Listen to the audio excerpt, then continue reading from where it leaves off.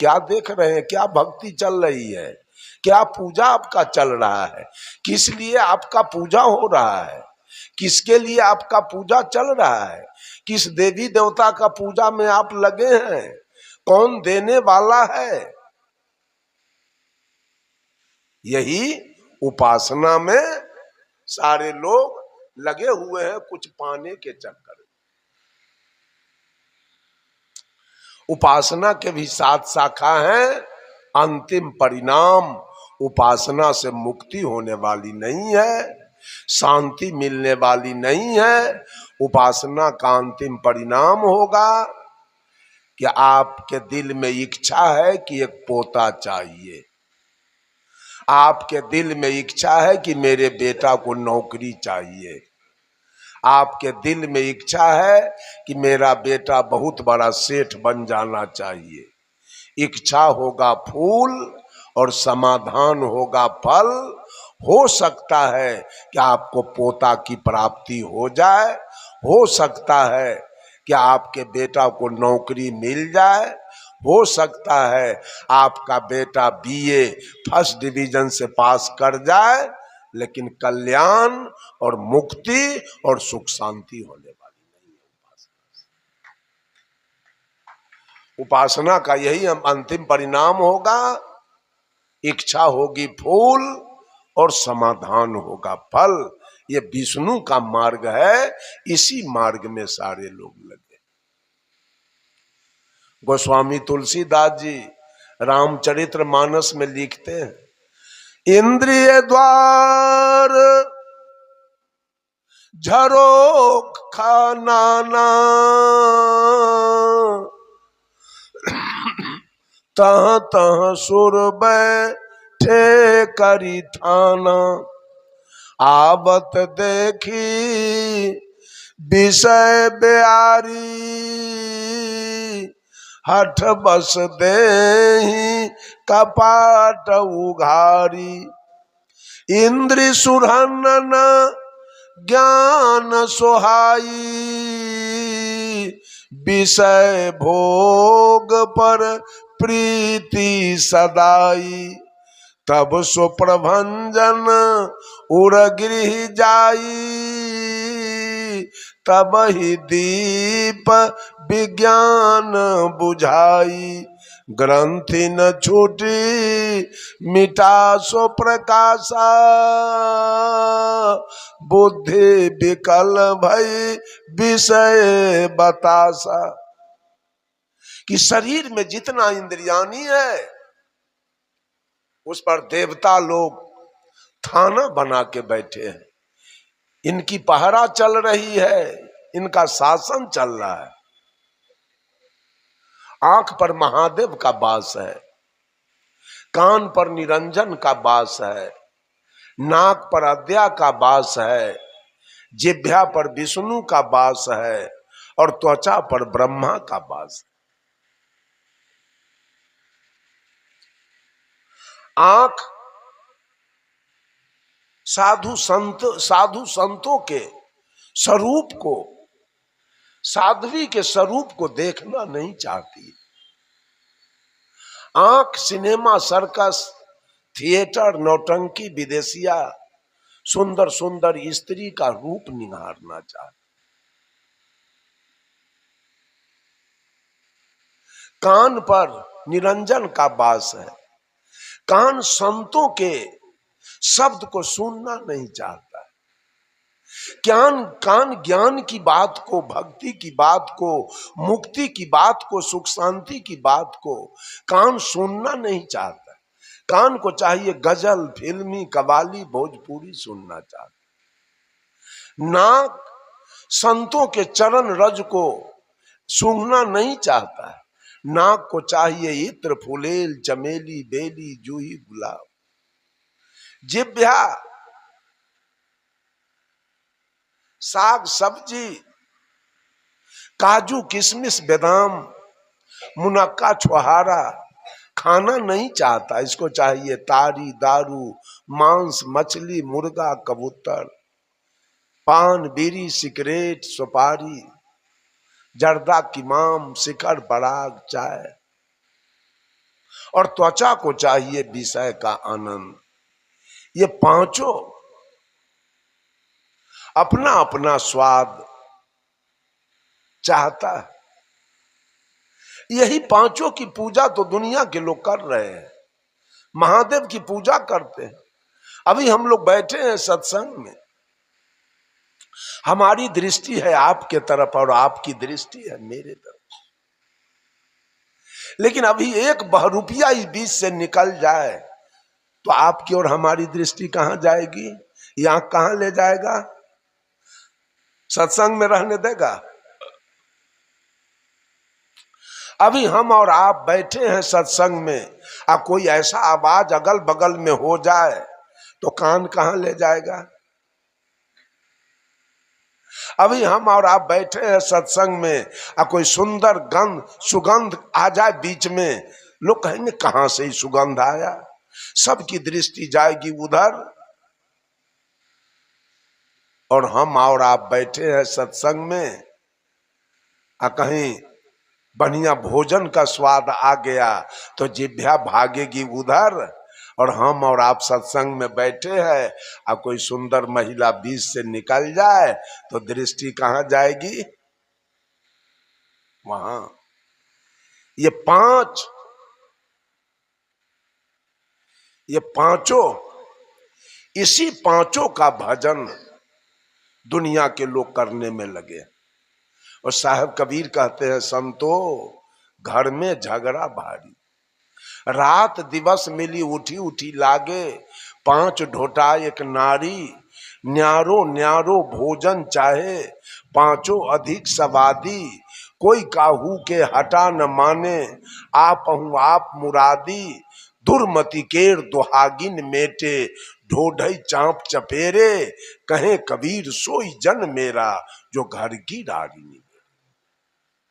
हम लोग रार की पूजा करते हैं, निवेरा कहां है? हम लोग रार के पूजा में लगे। इन सारे देवी देवताओं का पूजा हम लोग करते हैं। दुनिया के लोग कहता है कि कबीरपंथी तो किसी को मानने के लिए तैयार नहीं। हम लोग किसको नहीं मानते? क्या गोबर को मान ले, मिट्टी को मान ले, पानी को मान ले, धरती को मान ले, आसमान को मान ले कि यही भगवान है? यही मानना है? इसका नाम मानना है क्या? हम मानेंगे नहीं। हम किसी के बात को नहीं मानेंगे। हम गुरु के बातों को भी नहीं मानेंगे। हम गुरु के बात को जानेंगे। बहुत सारे गुरु लोग भी गलत मार्ग बताते हैं, तो हम मान कैसे लेंगे? गुरु के विचार को हम मान कैसे लेंगे? हम गुरु के विचार को जानेंगे। बंधुओं, माताओं, बहनों, मानने वाले को साहब कबीर ने कहा है गुरु पशु, ये मनुष्य नहीं है, पशु है। गुरु ने जो कुछ कह दिया उसको मान लिया है, जाना नहीं। जानिए। मैंने कहा सारे लोग उपासना कांड में लगे हैं, अन्न छोड़ देते हैं उपासना के चलते, भोजन करना पानी पीना बंद कर देते हैं। भोजन छोड़ने से, पानी पीने से जीव का कल्याण हो जाएगा, मुक्ति हो जाएगी, सतलोक हो जाएगा, वैकुंठ हो जाएगा, स्वर्ग में चले जाएंगे क्या? ये सब काल के बताया हुआ मार्ग है, सदगुरु कबीर का बताया हुआ मार्ग नहीं। सब लोग काल के मार्ग पर चल रहे हैं, बताए हुए मार्ग पर। कोई कर्म कांड में है तो कोई उपासना कांड में लगे। बहुत सारे लोग जोग कांड में है। महादेव जी का मार्ग है जोग मार्ग, जोग मार्ग में लगे हैं। जोग के 7 शाखा है, लय जोग, लंबिका जोग, तारक जोग, असंख जोग, अनुमानसिक जोग, हठ जोग और राज जोग। पूरे दुनिया के लोग जोग मार्ग में लगे हैं। कोई प्राण को ब्रह्मांड पर चढ़ा रहा है, कोई नेति धोती करके आंख साफ कर रहा है, कोई शूल शयन कर रहा है, कांटा पर सो रहा है। कोई अगहन पूस में जाड़ के दिन में जल शयन कर रहा है। कोई जेठ के गर्मी में पंचाग्नि कर रहा है। कोई भादों में अरण्य निवास कर रहा है। कोई मौनी बाबा बना है, कोई थरेसरी बाबा बना है, कोई निर्जली है, कोई दिगंबरी है, कोई खाकी है, कोई नीराहारी है, कोई दूधाहारी है, कोई पत्र पुष्पाहारी। इससे मुक्ति होती है क्या? इससे जीवन में सुख शांति आती है क्या? इससे मोक्ष होता है क्या? इससे सतलोक होता है क्या? योग करने से? योग मार्ग गलत नहीं। साहब कबीर ने भी योग मार्ग का चर्चा किया है, लेकिन साहब कबीर का योग मार्ग क्या है? मैंने एक भजन में पढ़ा था, लेकिन भजन कोई गा रहे तो उसमें सुना, जोगाबे कोई जोगिया जोग जति,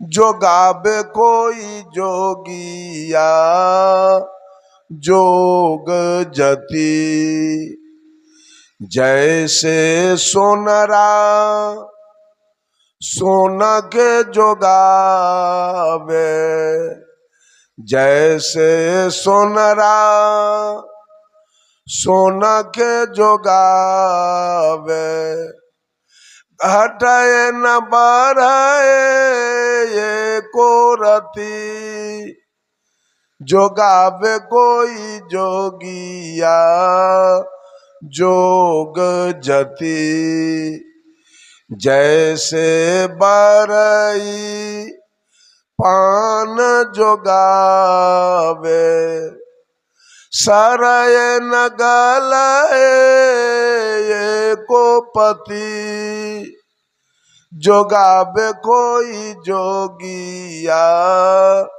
जोग जति। जोग का मार्ग है बुरे कर्मों से, बुरे आदतों से, गलत कर्मों से, पाप कर्मों से अपने को बचा लेना, ये जोग है। अपने को जोगा लेना, ये जोग है।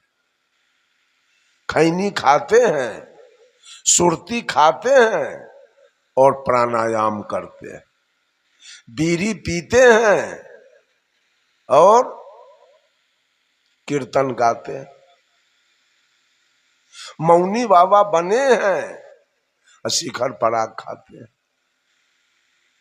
कहां अपने को जोगा रहे हैं आप? अपने को तो आप बीड़ी पीते, खैनी खाते, शिखर खाते, गांजा पीते हैं, तारी दारू पीते हैं, वासना में फंसाते हैं। आप अपने को बच कहां रहे हैं? अब पूरे देह में कोई राख लगा ले, पूरे देह में राख लगा ले तो जोग हो गया क्या? प्राण को ब्रह्मांड पर चढ़ा ले तो इससे मुक्ति हो जाएगी क्या? केस दाढ़ी जटा बढ़ा ले तो इससे मुक्ति हो जाएगी क्या? लंबा चंदन खींच ले, जिसे भैंसी देखे तब भड़क जाए, तो ये जोग हो गया क्या?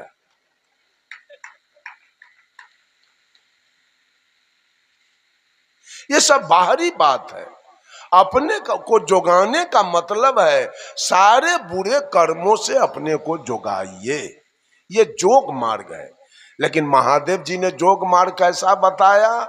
आज सारे लोग जोग क्रिया में लगे हैं, प्राण को ब्रह्मांड पर चढ़ा देते हैं, आंत को निकाल कर साफ कर लेते हैं। कोई कहते हैं खराम पहन के गंगा पार कर जाते हैं। एक आदमी का बेटा घर से निकला और वो 12 बरस पर वापस आया, तो पिताजी ने पूछा, बेटा 12 बरस में क्या कमाया? कहा, पिताजी मैंने जो कमाया सो कोई नहीं कमाया। कहा, क्या कमाया? मैं खराम पहन के भरी हुई गंगा पार कर जाऊंगा। कहा, तो ठीक है, और हमको नौका पर पार करने में 5 गो रुपया लगेगा, यही तक कमा के आए हो 5 गो रुपया। तू ऐसे गंगा पार कर जाओगे, हमको 5 गो रुपया लगेगा नौका पर। क्या कमा के चले आए बाहर से? ये सारा लोग जो क्रिया में लगा है,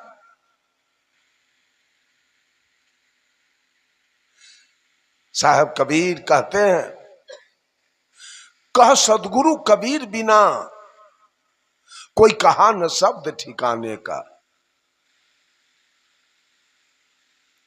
कोई लीला 24 अवतारन का, कोई कहता तीर्थ कराने का, कोई देवल कोई देह देहरा, कोई कहता भक्ति कराने का, कोई कहता कुछ न करना रसना राम रटाने का।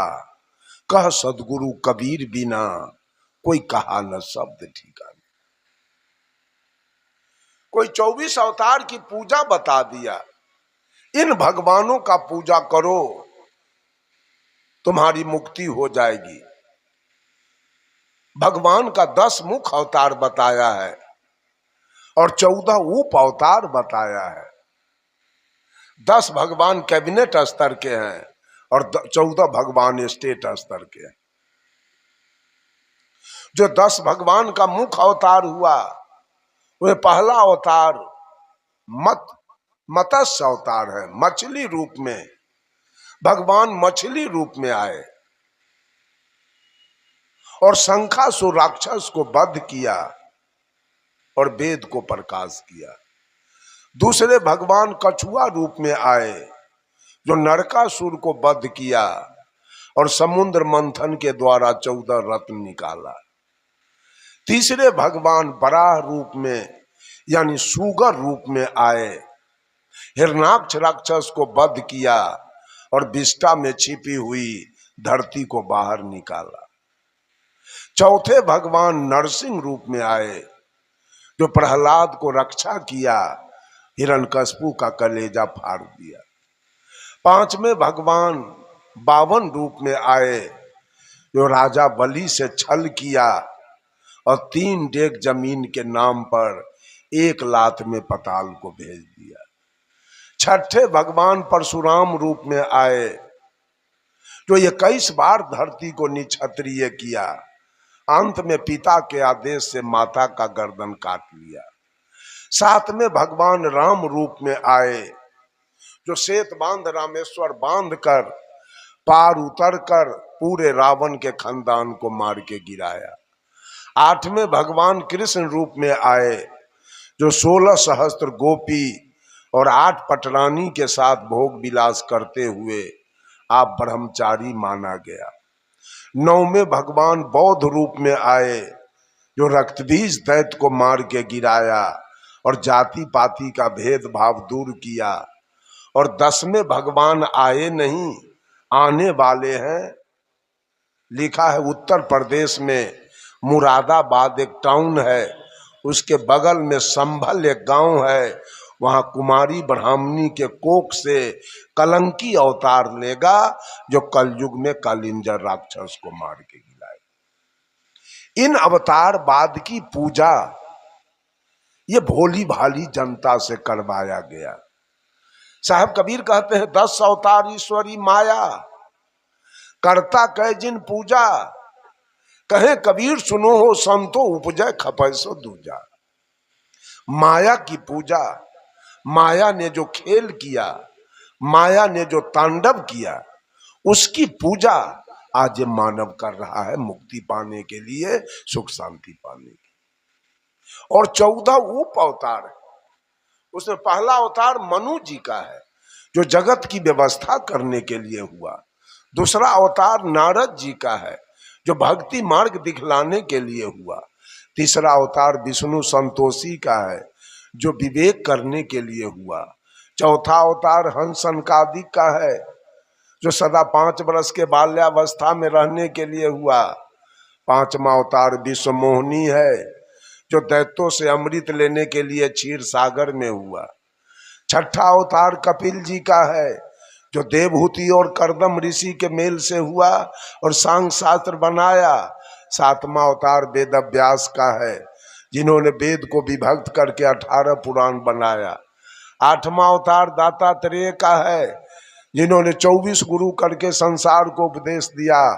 जब तक हृदय में शांति न मिले निरंतर गुरु की खोज करनी चाहिए। 9वां अवतार राजा पृथु का है, जिन्होंने पृथ्वी को गौ बना के दूहा और औषधि निकाला। 10वां अवतार है ग्रीव का है, जो मधुकैटभ दैत्य को मार के गिराया। 11वां अवतार नारायण जी का है, जो धर्म भारजा से तप करने के लिए हुआ। 12वां अवतार सनकादिक का है, जो विचार करने के लिए हुआ। 13वां अवतार धन्वंतरी का है, जो रोग नाश करने के लिए हुआ। 14वां अवतार यज्ञमय इंद्र की कन्या से यज्ञ करने के लिए हुआ। ये सारे दुनिया के हिंदू समाज इसी 24 माया ने जो तांडव किया, उसी तांडव की पूजा, इसी 24 अवतार की पूजा करने में सारे लोग। कोई लीला 24 अवतारन का, कोई कहता तीर्थ, कोई तीर्थ में गए मुक्ति पाने के लिए, कोई कहता तीर्थ कराने का, कोई देवल, कोई पीपल पूजा, कोई कहता भक्ति कराने का, कोई कहता कुछ न करना, रसना राम रट का, कुछ नहीं, केवल राम के नाम का जाप करो, तुम्हारी मुक्ति हो जाएगी।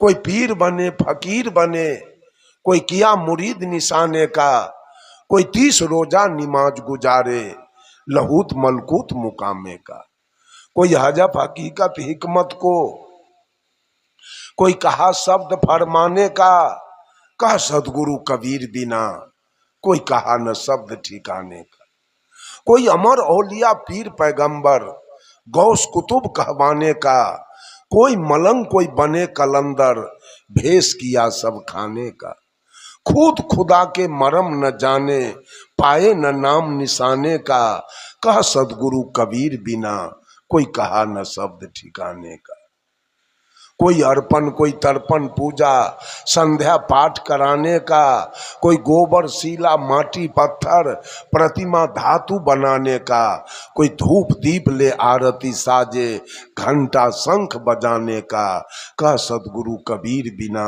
कोई कहा न शब्द ठिकाने का, कोई पीर बने फकीर नहीं, कोई नेती धोती हाथ पखारे उल्टा पवन चढ़ाने का, कोई खट चक्र को भेदे त्रिकुटी में ध्यान लगाने का, कोई अजपा कोई अनहद झिलमिल शब्द वहां नहीं जाने का, कह सदगुरु कबीर बिना, कोई कहा न शब्द ठिकाने का, कोई 7 सूरत कोई 7 कमल, कोई 7 शून्य तक जाने का, कोई रंकार ओंकार निरंजन सोहं शक्ति जमाने का, कोई क्षर कोई अक्षर कोई निअक्षर सुख मन में ध्यान लगाने का, कह सदगुरु कबीर बिना, कोई कहा न शब्द ठिकाने का। वाल्मीकि रामायण भाखा राम लखन अवतारे का, सूरदास सुख सागर उपजा करता नंद कुमारे का, कोई काली कोई दुर्गा पूजा भैंसा भेड़ कटाने का, कह सदगुरु कबीर बिना, कोई कहा न शब्द ठिकाने का। जब दिल बैठा संतोष तख्त पर मिट गया आप पाने का, आप मेट के आप हुआ तो रहा न कुछ कहाने का, यहाँ वहाँ मैं तय और न दूजा केवल शब्द ठहराने का, मजहब की बात कबीर बखाने हट गया मत संसारे का, कह सदगुरु कबीर बिना, कोई कहा न शब्द ठिकाने।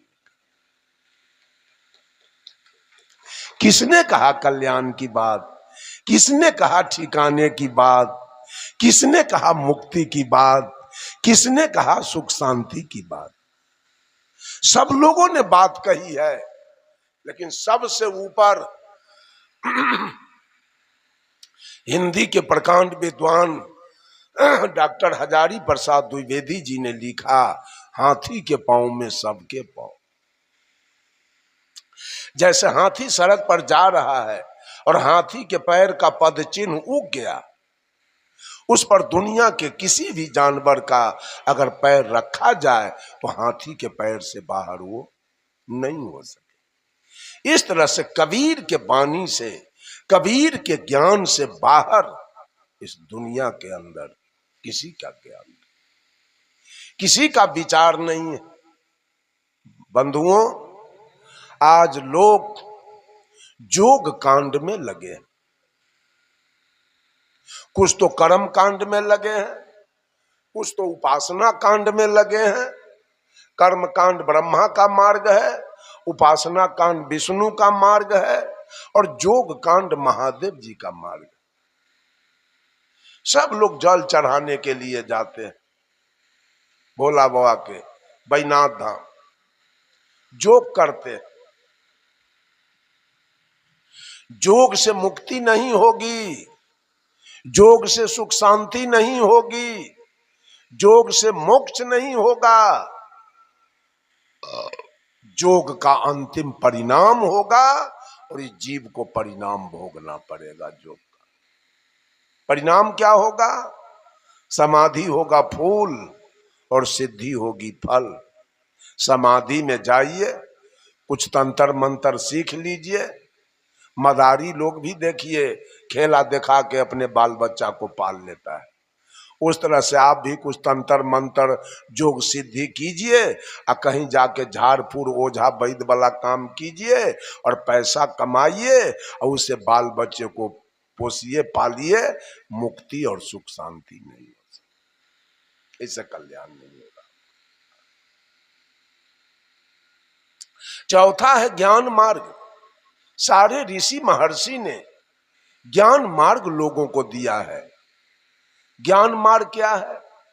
मांस नहीं खाना, मछली नहीं खाना, तारी दारू नहीं पीना, गांजा भांग नहीं पीना, पराई स्त्री गमन नहीं करना, दूध में पानी नहीं मिलाना, आटा में चोकर नहीं मिलाना, घी में डलडा नहीं मिलाना, किसी को गाली नहीं देना। ये सब ज्ञान मार्ग।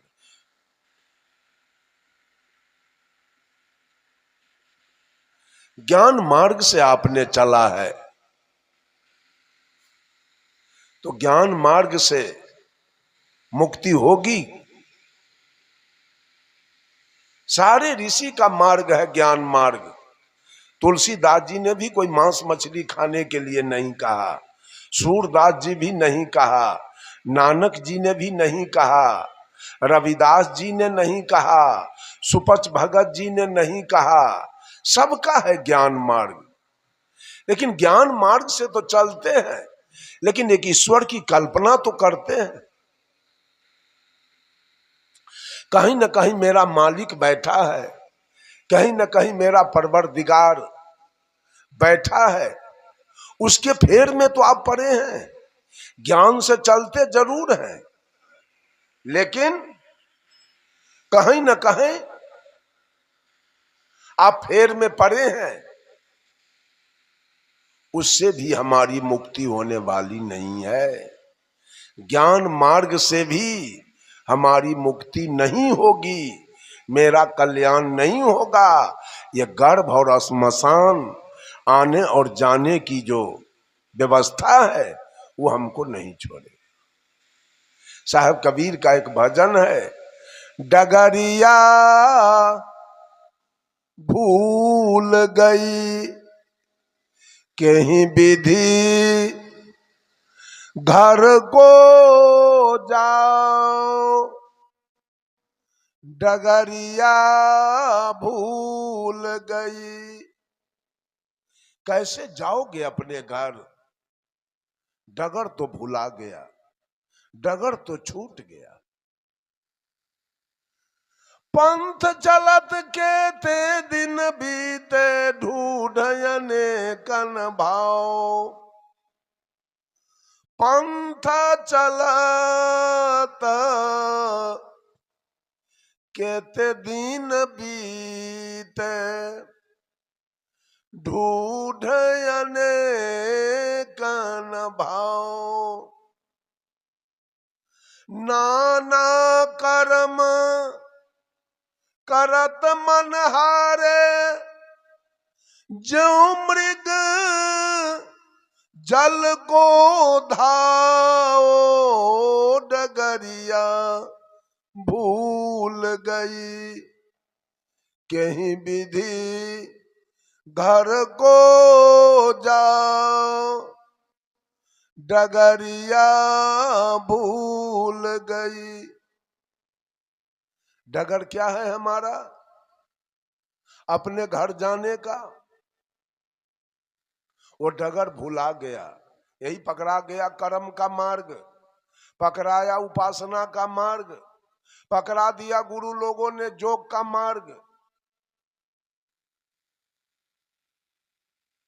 कहा पंथ चलत के ते दिन बीते, गर्भ और श्मशान, ये दोनों जगह शरीर पकड़ते और छोड़ते, शरीर पकड़ते और छोड़ते, युग बीत गया, लेकिन मैं जहां से आया आज तक हमारी वापसी नहीं हुई। यही गर्भ श्मशान के चक्कर में हम आज तक लगे रह गए। शरीर बार बार पकड़ना, विभिन्न जोनी का शरीर पकड़ना और शरीर छोड़ देना, शरीर पकड़ना और शरीर छोड़ देना, यही मेरा डगर बना रहा। कहा पंथ चलत के ते दिन बीते, ये रास्ता चलते चलते गर्भ और श्मशान का रास्ता तय करते करते युग बीत गया। ढूंढ अनेकन भाव, और मैं भी रास्ता खोजते रह गया। रामानंदी बने कि कबीर पंथी बने, कि आर्य समाज में जाएं, कि आनंद मार्ग में जाएं, कि गायत्री परिवार में जाएं, कि बाल जुगेश्वर में जाएं, कि सतपाल जी में जाएं, कि सदा फलदेव जी में जाएं, कि बाबा जय गुरुदेव में जाएं। आज तक मनुष्य रास्ता खोज रहा है। सदगुरु कबीर कहते पंथ चलत के ते दिन बीते, ढूंढ अनेकन भाव, नाना कर्म करत मन हारे। नाना प्रकार के कर्म, कुकर्म और सुकर्म तीनों करते करते अंत में यह मन हार गया है, अंत में रो रहा है। मरने के समय आंख से आंसू गिर रही, सारा कुछ करने के बाद। नाना कर्म करत मन हारे, उदाहरण देते हैं साहब कबीर। आज हम लोग मैट्रिक में पढ़े थे इस उदाहरण को। मैट्रिक में पढ़ाई हुआ, मृग तृष्णा जिसे मरीचिका भी कहते हैं। जब जेठ के महीने में सारे नदी नाला कुआं तालाब सूख जाते हैं, पानी कहीं नहीं है। जेठ की दोपहरी 12 बजे दिन प्यास से विचलित होकर वो मिर्गा जब जंगल से निकलता है तो मिर्गा की दृष्टि जेठ के दोपहरी पर चमकते हुए रेता बालू पर पड़ता है। जेठ की दोपहरी में वो बालू रेता चकमक चकमक चकमक चकमक करने लगता है। उस चमकते हुए बालू पर जब मिर्गा की दृष्टि पड़ती है तो मिर्गा सोचता है शायद वहां पानी है, जाऊं अपने प्राण को बचाऊं। मिर्गा दौड़ के वहां जाता है। वहां गया तो क्या मिला? बालू, वहां कोई पानी नहीं। मिर्गा वहां जाकर पश्चाताप करता है, अब मैं क्या करूं। फिर मिर्गा अपने दृष्टि को आगे बढ़ाता है। आगे के चमकते हुए बालू पर जब मिर्गा की दृष्टि जाती है, मिर्गा वहां दौड़ के जाता है, वहां पानी दिखाई दे रहा है, वहां जाके अपने प्राण को बचाऊं। मिर्गा दौड़ के वहां गया, वहां भी केवल बालू है। मिर्गा गया और वहां अपने प्राण को तज देता है। वैसे ही दुनिया के लोग नाना प्रकार के तीर्थ स्थानों में भगवान को खोजते खोजते, दौड़ लगाते लगाते मिर्गा के तरह दौड़ते दौड़ते दिग्भ्रमित होकर अंत में अपने प्राण, अपना शरीर छोड़ देते हैं। जैसे मिर्गा बालू के चकमकाहट को पानी समझ तक कर दौड़ते दौड़ते अपना प्राण अंत में तज दिया, वैसे मानव भी भगवान देवी दुर्गा के पाने के फेर में दौड़ते दौड़ते, पूजते पूजते अंत में अपना देह छोड़ देता है, रोते रोते मर जाता है। साहब कबीर कहते हैं, अरे वेद पढ़ी पढ़ी पंडित हारे, चतुर न पाबहि ठाऊं। जेहि पूछो सो नाम बतावे, नाही दिखावे गाँव डगरिया भूल गई। कहते हैं वेद पढ़ी पढ़ी पंडित हारे। वेद पुराण पढ़ते पढ़ते पंडित लोग हार गए, पढ़ाते पढ़ाते हार गए। इनका तो आदत अपने ठीक नहीं है, अपना चाल चलन। पंडित लोग अपने मछली भात खा लेते हैं, मांस भात खा लेते हैं, दारू तारी पीते हैं, बीड़ी सिगरेट पीते हैं, जर्दा की माम खाते हैं। जजमान को कैसे सतलोक ले जाएंगे और बैकुंठ ले जाएंगे और स्वर्ग में ले जाएंगे? बंधुओं, ये झूठ है। स्वर्ग की कल्पना झूठ है, बैकुंठ की कल्पना झूठ है, सतलोक की कल्पना झूठ है। सदगुरु कबीर कहते, नर तू पार उतर कहां जई हो। अरे जाना कहां चाहते हो? नर तू पार उतर कहां जई हो। आगे पंथी पंथ ना कोई, कूच मकान न पई हो। कहें कबीर सुनो भाई साधो, जहां के पद तहीं ठहरई। जाना कहां चाहते हो? कहां स्वर्ग है, कहां सतलोक है, कहां बैकुंठ है जहां जाना चाहते हो? वेद पढ़ी पढ़ी पंडित हारे, चतुर न पावहीं ठाव। ये चालाक हैं, ये ठग हैं, ये पैसा केवल ठगना चाहते हैं। इनको तो अपना ठाव मिलवे नहीं करेगा, जगत को कैसे ही भेज देंगे। अंत में साहब कबीर कहते हैं, यही पूछो सो नाम बतावे। जितने लोगों से मैंने पूछा, वो सारे लोग नाम की चर्चा करते हैं। नाम दान ले लो, नाम दान ले लो, नाम दान ले लो, तुम्हारी मुक्ति हो जाएगी, तुम्हारे जीवन में सुख शांति हो जाएगी। ये गांव क्या है? बाजार है, बोरसी। मान लीजिए कि हम जानते हैं शीतल दास या शीतल साहेब हमको पता है, या सीता बहन जी आयोजक है, उनका नाम मैं जान गया, लेकिन न हमको पता है दुर्ग और न हमको पता है बोरसी। तो हम सीता बहन जी के यहाँ आ जाएंगे क्या? नाम से केवल बिहार से आ जाएंगे, मिल जाएगी। तो नाम के पीछे गांव होना अनिवार्य है। तो नाम की चर्चा तो सब गुरु लोगों ने किया, अब गांव की चर्चा किसने किया है? अब बिना गांव का नाम वाला आदमी मिलेगा नहीं, क्योंकि उस नाम का बहुत लोग होगा। तो कैसे हम उस आदमी से मिल सकेंगे? साहब कबीर कहते हैं, जही पूछो सो नाम बतावे, ना ही दिखावे गांव। नाम की चर्चा सब लोग करते हैं, हर पंथ में नाम दान दिया जा रहा है। यही है मुक्ति का मंत्र। बहुत जगहों में कबीर पंथ में भी नाम दान दिया जा रहा है। यही है मुक्ति का मंत्र। नाम है क्या? साहब कबीर कहते हैं, पांच तत्व का पूतरा युक्ति रचा मैं कीव। अब मैं तो ही पूछो पंडिता, शब्द बड़ा की जीव? कौन बड़ा होगा? शब्द बड़ा है कि जीव बड़ा है? हैं? तो शब्द से बीजक में साहब कबीर कहते हैं, शब्द हमारा, शब्द हमारा, तू शब्द का। शब्द हमारा कहने का मतलब, शब्द आया कहां से? शब्द की उत्पत्ति कहां से है? हैं? हाँ, सारे शब्द, जितना कोर्स का किताब है, elementary, mathematics, geometry, history, geography, economics, civics, physics, chemistry, Hindi, Sanskrit, या वेद पुराण उपनिषद, स्मृति, रामायण महाभारत, गीता, सुख सागर, कुरान, पुराण, बाइबिल, ये सारे किसने लिखा? मानव ने लिखा। किसकी बात लिखी गई? तो मानव की आत्मा की बात लिखी गई। साहब कबीर कहते हैं, शब्द हमारा गुलाम है, शब्द हमारा, और तू शब्द का, और ये दुनिया वाला शब्द का गुलाम बन गया। शब्द हमारा तू शब्द का। इसकी चर्चा मैं कल करूंगा विस्तार रूप से, शब्द की चर्चा।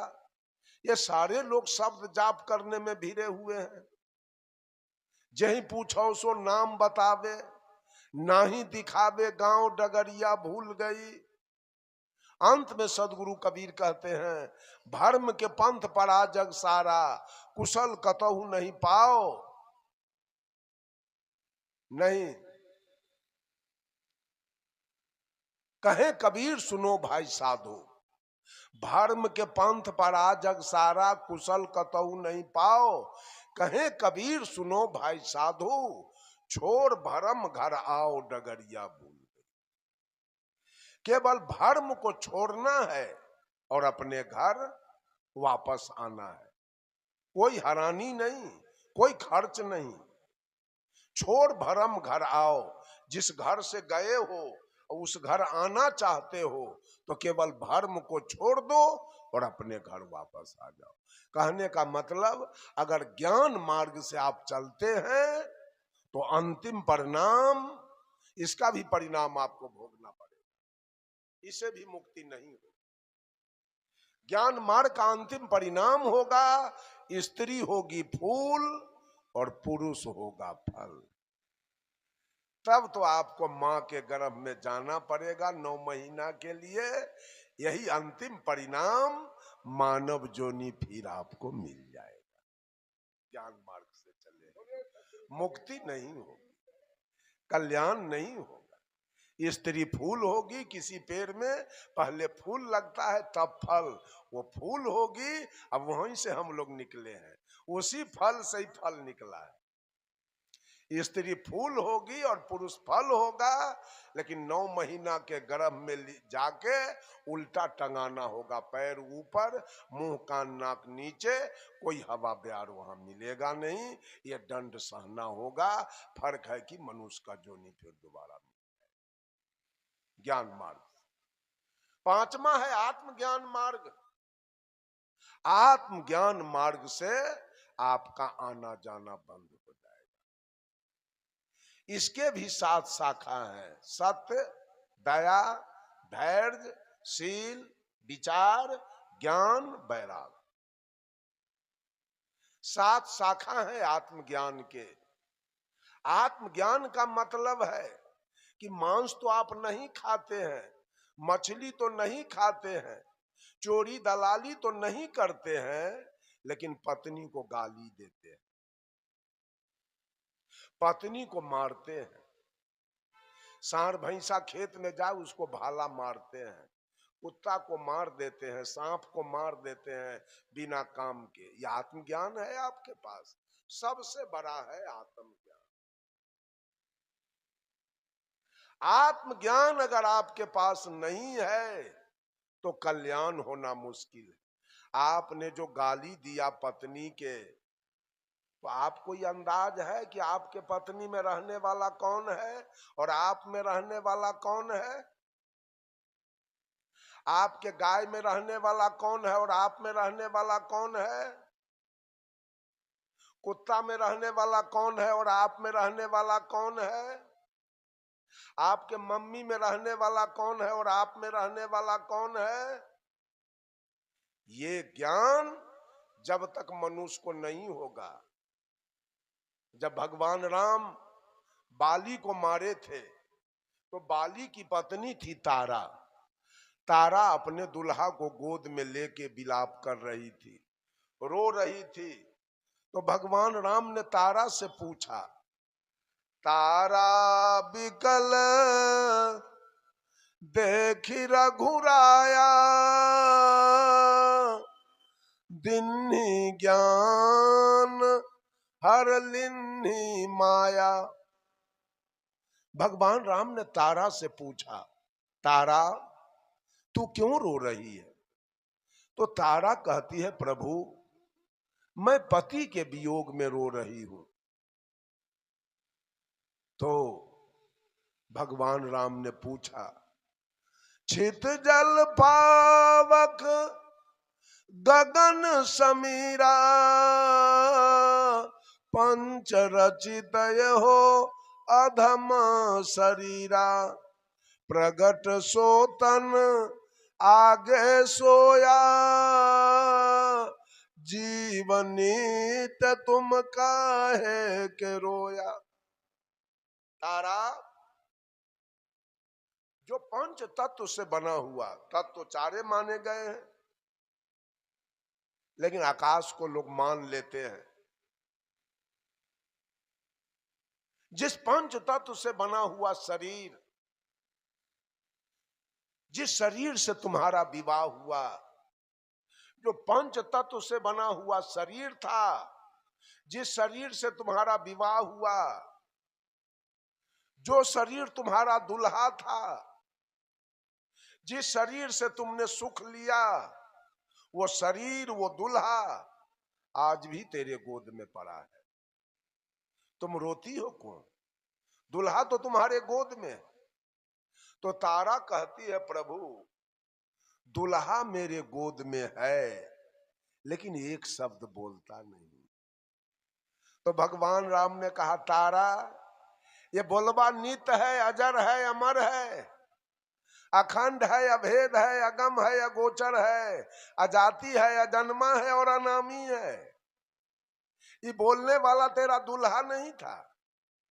ये बोलने वाला न किसी का दुल्हा है, न किसी की दुल्हन है, नहीं किसी का दादा है, नहीं किसी का पोता है, नहीं किसी का नाना है, न किसी की नानी है, नहीं किसी का मौसा है, न किसी की मौसी है, नहीं किसी का भैया है, न किसी की भाभी है।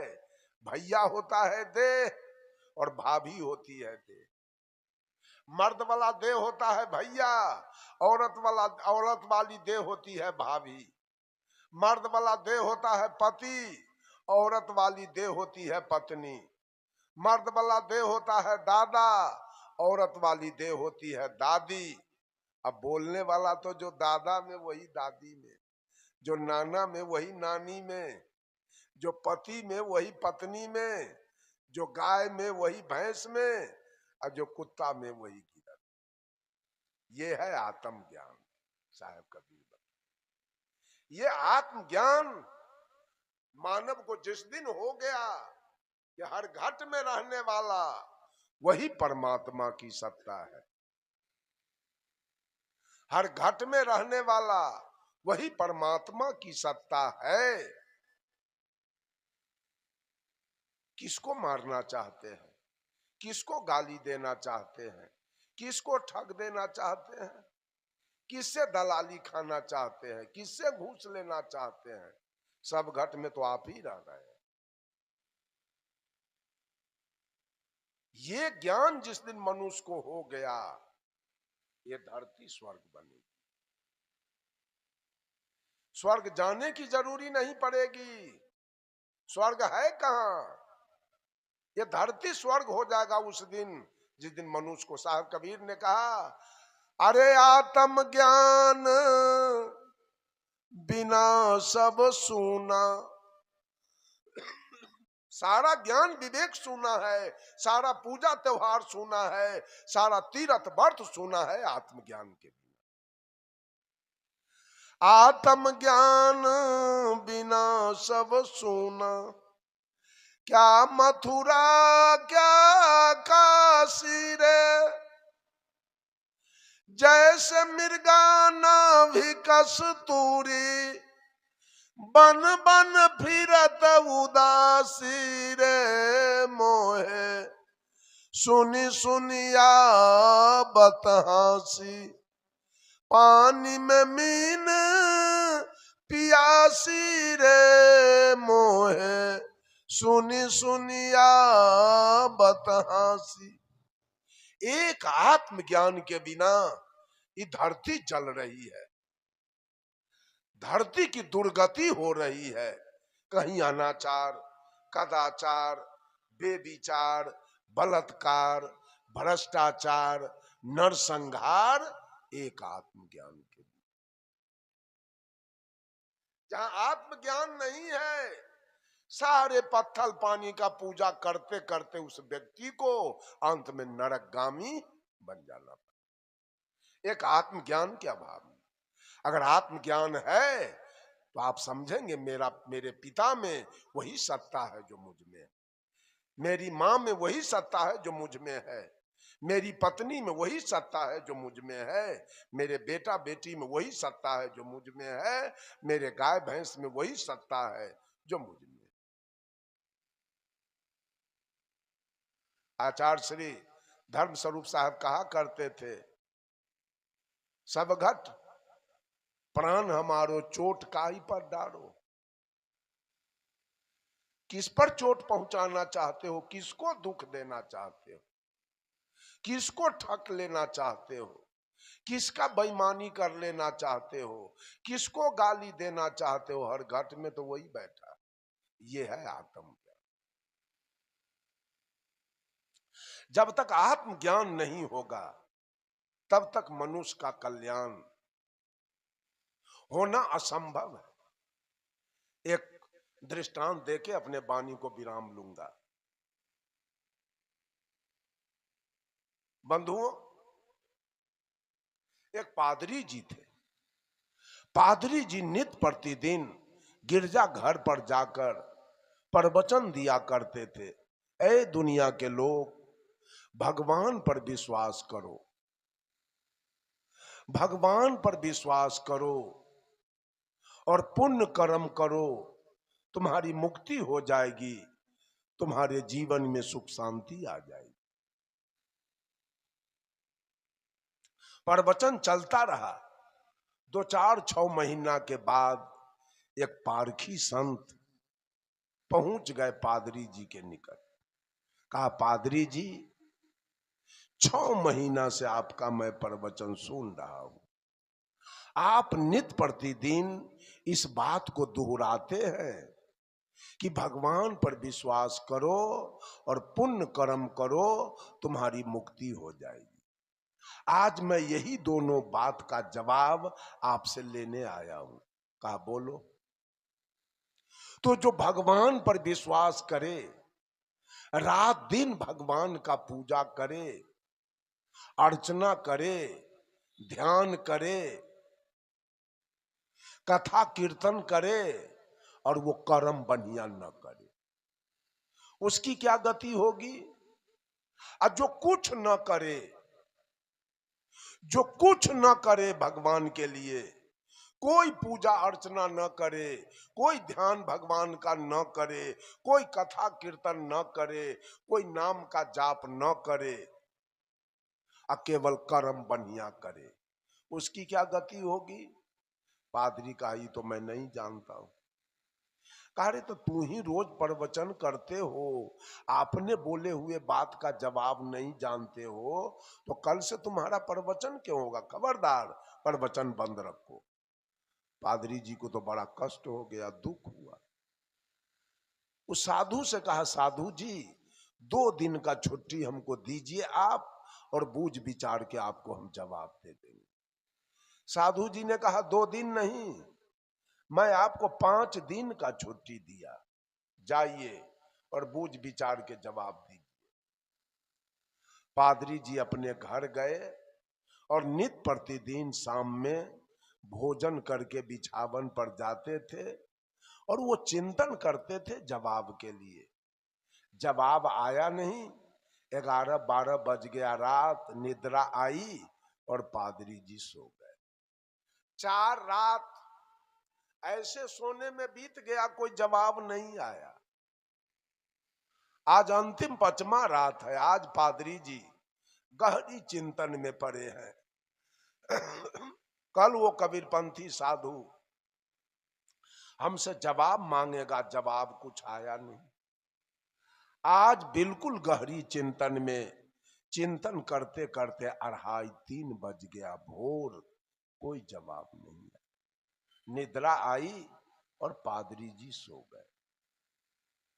सो गए, सपना देखने लगे, अर्ध निद्रा में गए और सपना देखने लगे। मैंने पहले कह दिया, सपना की बात सच नहीं होती। यह दृष्टांत है, इसको आप लोग सिद्धांत नहीं समझेंगे। हमारा सिद्धांत झूठ बोलना नहीं है। हमारा सिद्धांत किसी को बलगलाना, हमारा सिद्धांत चमत्कारी बात बोलना, हमारा सिद्धांत किसी को श्राप देना, हमारा सिद्धांत किसी को वरदान देना, ये हमारा कबीर का सिद्धांत नहीं। ये दृष्टांत है, दृष्टांत कुछ गड़बड़ भी हो सकता है, लेकिन सिद्धांत कभी गड़बड़ नहीं होगा। सपना में पादरी जी की मृत्यु हो गई, और जब मृत्यु हुई तो जमराज आया।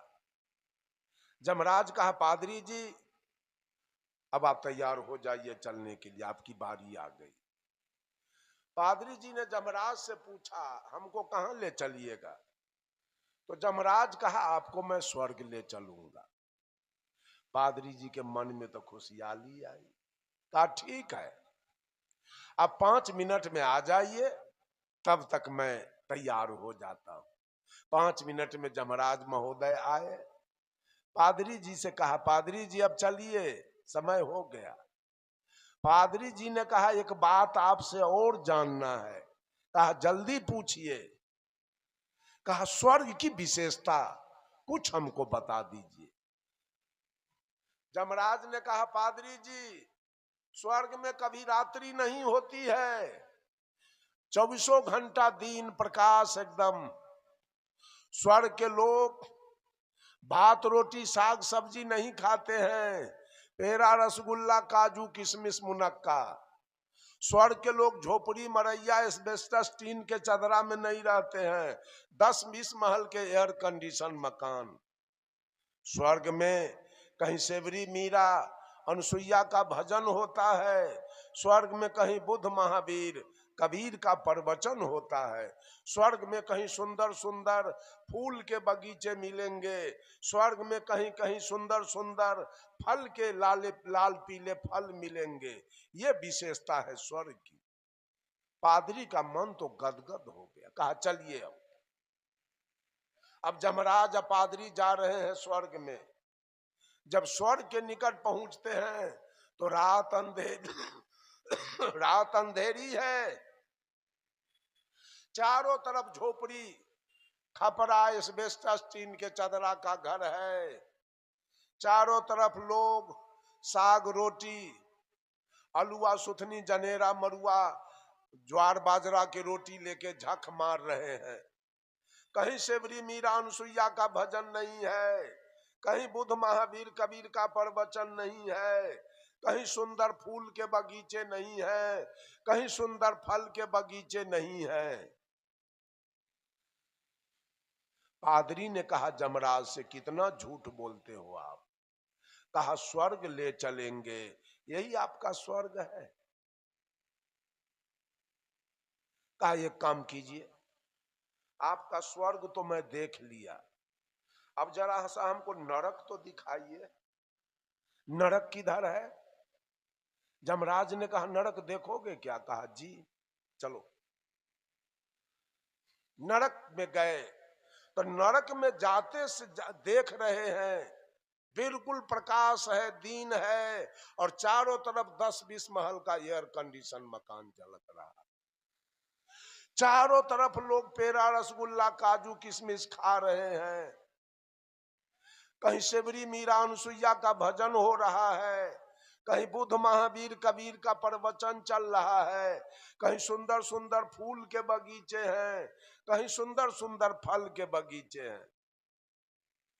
पादरी ने कहा जमराज से, कितना झूठ बोलते हो आप। जिसको आपने स्वर्ग कहा था वो नरक से बदतर है, और जिसको आपने नरक कहा वो स्वर्ग से बढ़कर है। ऐसा क्यों? तो जमराज ने जवाब दिया, ए पादरी जी, आपके जैसे लोग जो जीवन भर भगवान पर विश्वास किया, रात दिन भगवान का पूजा किया, कर्म एक भी बढ़िया नहीं किया, वे सारे लोग आकर ईश्वर को नरक बना के रखे। आज तो वही हाल है। मंदिर जाने वाले को देखिए तो मांस खाते हैं, मछली खाते हैं, मिलावटबाजी करते हैं, झूठ बोलते हैं, डंटी मारते हैं, घूस खाते हैं, यही तो चल रहा है। और सारा पाप कटाने के लिए मंदिर चले जाते। का ये सारे लोग आकर ईश्वर को नरक बनाया है। और बुद्ध के जैसे लोग, कबीर के जैसे लोग, लाओत्जे के जैसे लोग, प्लेटो के जैसे लोग, सुकरात के जैसे लोग, रजनीश के जैसे लोग, जो अपने कर्म का भरोसा किया, भगवान का भरोसा छोड़ के केवल अपना कर्म बढ़िया किया, वे सारे लोग आकर इस नरक को स्वर्ग बना के रखा है। राम बोलाबा भेजिया, दिया कबीरा रोए, और जो सुख साधु संग में सो बैकुंठ न होए। जिस दिन कर्म आदमी का ठीक हो जाए, स्वर्ग जाने की जरूरी नहीं पड़ेगी, स्वर्ग उतर के आपके निकट आएगा। ये भगवानवादी लोग कर रहे हैं। पांचों कांड की थोड़ी थोड़ी सी चर्चा, कर्म कांड, उपासना कांड, योग कांड, ज्ञान कांड और आत्मज्ञान कांड। आत्मज्ञान सबसे उद्धारक है, कल्याण दाता है, इसलिए हम लोग आत्मज्ञान में आवे, एक एक जीव से स्नेह रखें, एक एक जीव से प्रेम करें, एक एक जीव पर दया करें, अपना कल्याण करें और सुंदर सब समाज का निर्माण करें। इन्हीं चंद शब्दों के साथ अपने वाणी में देता हूं विराम। तो देख लिया आपने ना कि किस तरीके से आपको ये तथाकथित गुरुआ लोग धर्म के नाम पर पोगापंथी बना के रखे हैं। ये अपना उल्लू सीधा करना चाहते हैं। इन्हें अपने जेब भरने से मतलब है। इनको आपके तरने से, आपकी मुक्ति और गति से कोई मतलब नहीं है। इनको अपनी प्रगति चाहिए और ये धर्म को धंधा बना लिए हैं और इसी तरीके से देश को लूट करके स्विस बैंक में अपना सारा मुद्रा राक्षस जमा कर रहे हैं। अभी भी मौका है, जागिए, जगाइए और स्वयं के केंद्र को पहचानिए, अपनी आत्मा को पहचानिए, वहीं परमात्मा का वास है। जब तक आपके आचरण पवित्र नहीं होंगे, जब तक आपके कर्म शुभ नहीं होंगे, तब तक कोई भी भगवान आपको तार नहीं सकता, कोई आशीर्वाद आपको पार नहीं कर सकता। इस तरह की चीज़ों को देखने के लिए आपको सबसे पहले खुशहाल ज़िंदगी यूट्यूब चैनल को सब्सक्राइब करना होगा, यानी आप फिर हमारे परमानेंट मेंबर हो जाते हैं, जो कि बिल्कुल निःशुल्क है, कोई पैसा नहीं लगता है। वीडियो अच्छी लग रही है लाइक ज़रूर करिए और अपनी बात और जज्बात को विस्तार से नीचे कमेंट बॉक्स में लिखिए कि क्या पसंद है, क्या नापसंद है और आप क्या चाहते हैं इस चैनल के थ्रू, वो हम लेकर आएंगे। और इस वीडियो को ज़्यादा से ज़्यादा शेयर करिए ताकि धर्म और अध्यात्म की सही परिभाषा, सही समझ लोगों के दिलों तक पहुँचे और हमारा देश एक बार फिर से धर्म गुरु, विश्व गुरु होने का गौरव और गर्व हासिल कर सके। साथ निभाने के लिए बहुत बहुत साधुवाद, शुक्रिया और साहेब बंदगी।